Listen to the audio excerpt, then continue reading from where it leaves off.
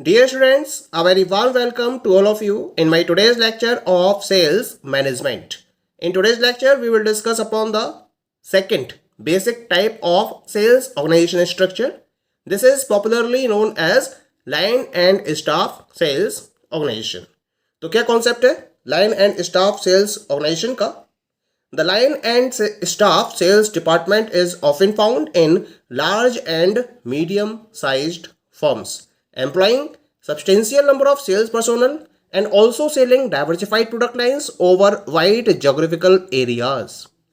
यानी कि लाइन और स्टाफ सेल्स डिपार्टमेंट जो फॉलो किया जाता है वो ज़्यादातर लार्ज और मीडियम साइज्ड फर्म्स के द्वारा फॉलो किया जाता है, जहाँ large number of sales persons को एम्प्लॉयड किया जाता है और इसके साथ साथ ये जो फर्म्स होती हैं ये डाइवर्सिफाइड प्रोडक्ट लाइंस को सेल कर रही होती हैं और वाइड जोग्राफिकल एरियाज में अपनी वर्किंग को फॉलो कर रही होती हैं. लाइन ऑर्गेनाइजेशन से जब हम लाइन एंड स्टाफ ऑर्गेनाइजेशन को कंपेयर करते हैं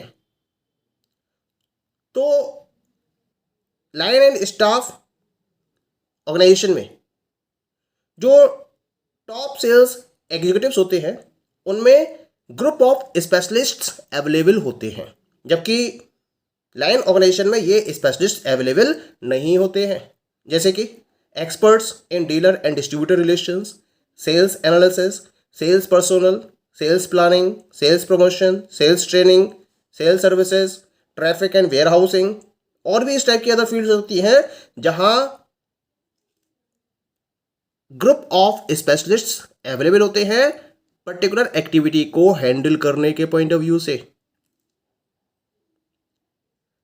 ये जो पर्टिकुलर स्टाफ होता है ये क्या करता है, जो टॉप सेल्स एग्जीक्यूटिव्स होते हैं उनको प्रॉपर्ली असिस्टेंस प्रोवाइड करता है in relation to different task, और जो टॉप एग्जीक्यूटिव्स है उनको एक्सेसिव डिटेल वर्क से फ्री कर देता है. इस तरीके से जो प्रॉब्लम्स होती हैं उनको प्रॉपर्ली डेलीगेट कर दिया जाता है टू द लोअर लेवल, यानी कि लोअर लेवल में जो स्पेशलाइज्ड पर्सनल्स को आपने अपॉइंट किया है उस डिटेल्ड वर्क को उनके ऊपर असाइन कर दिया जाता है. और इस तरीके से जो स्टाफ एग्जीक्यूटिव्स होते हैं वो सेल्स एग्जीक्यूटिव्स को उस पर्टिकुलर स्पेशलाइज्ड फील्ड के रिगार्डिंग एक कंसीडरेबल स्टडी करते हुए, डिटेल्ड एनालिसिस करते हुए डिफरेंट टाइप की इंफॉर्मेशन अवेलेबल कराते हैं जो प्रॉब्लम को सॉल्व करने में काफ़ी हेल्पफुल होती है.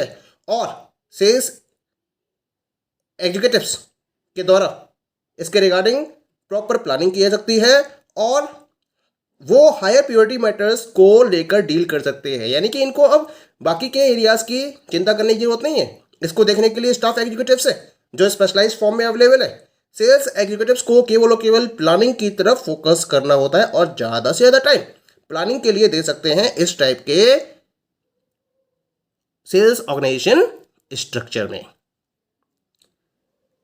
यहां मैं एक प्रॉपर बेसिक लाइन और स्टाफ सेल्स ऑर्गेनाइजेशन स्ट्रक्चर को ड्रॉ करूंगा जिससे आपको क्लियर हो जाएगा कि किस तरीके से लार्ज और मीडियम साइज्ड फर्म्स में line and staff sales organisation structure को फोकस किया जाता है. यहां मैंने एक proper line and staff sales department organisation के स्ट्रक्चर को रिप्रेजेंट किया है. At the top there is a president of the corporation. Under the president there is a vice president of marketing working. और भी बहुत सारे डिपार्टमेंट होते हैं जिनके वाइस प्रेसिडेंट्स होते हैं, वो प्रेसिडेंट के अंडर वर्कआउट कर रहे होते हैं. इनमें से मार्केटिंग के वाइस प्रेसिडेंट को मैंने सेल्स ऑर्गेनाइजेशन के रेफरेंस में रिप्रेजेंट किया है, बाकी को रिप्रेजेंट नहीं किया है.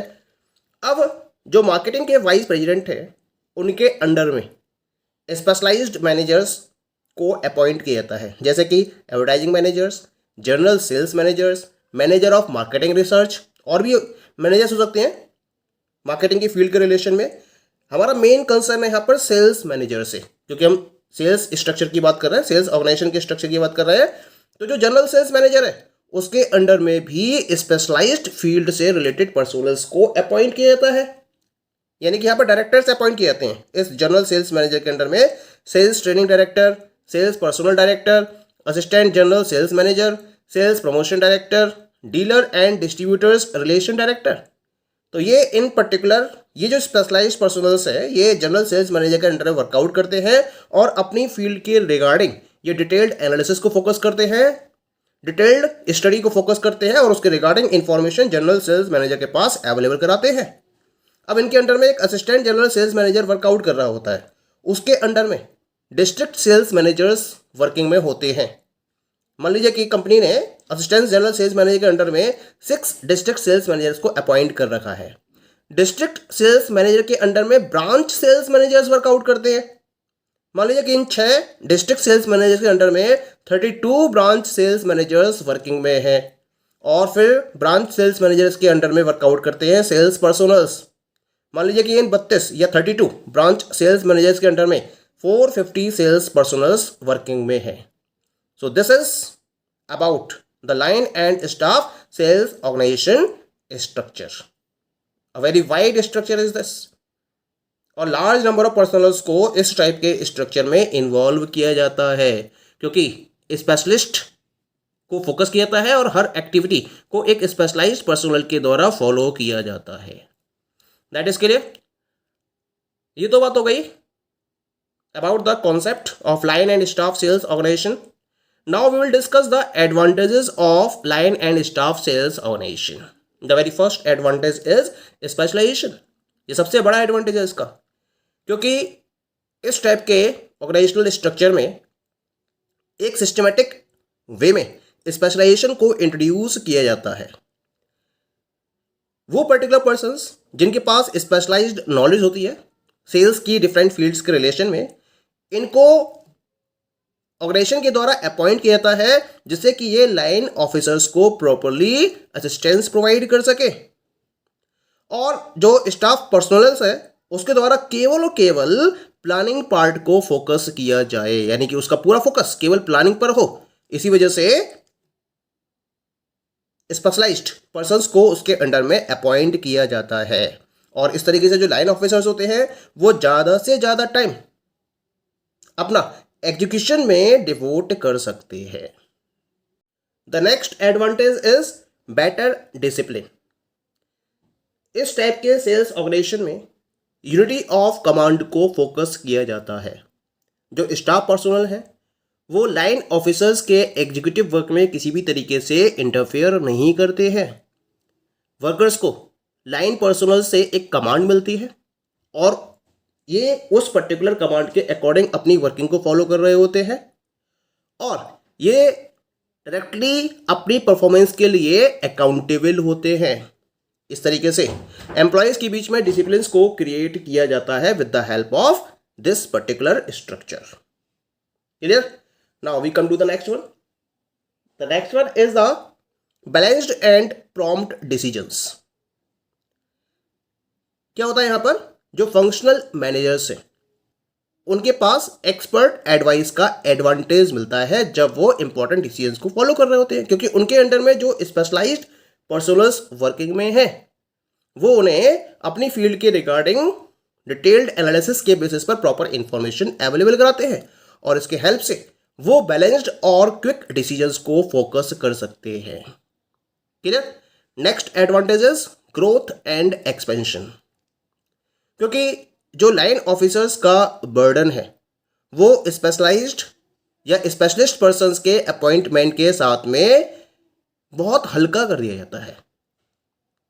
पहले बर्डन बहुत ज़्यादा होता है, जब हम लाइन ऑर्गेनाइजेशन की बात करते हैं तो वहाँ बहुत ज़्यादा बर्डन होता है, लेकिन लाइन एंड स्टाफ में क्या करते हो आप, स्पेशलिस्ट को अपॉइंट करते हो। इससे जो लाइन ऑफिसर्स का बर्डन है वो काफ़ी हद तक कम हो जाता है और इस तरीके से जो लाइन ऑफिसर्स है वो अपना ज़्यादा से ज़्यादा टाइम फ्यूचर प्लानिंग के लिए भी डिवोट कर सकते हैं और जब वो ऐसा करेंगे तो अल्टीमेटली फ़ायदा किसको होगा, ऑर्गेनाइजेशन को होगा और वो ऑर्गेनाइजेशन के ग्रोथ और एक्सपेंशन को इस तरीके से एंश्योर करते हैं। That is clear. Next advantage is development of employees. This organisation provides scope for advancement of career to able and dedicated employees.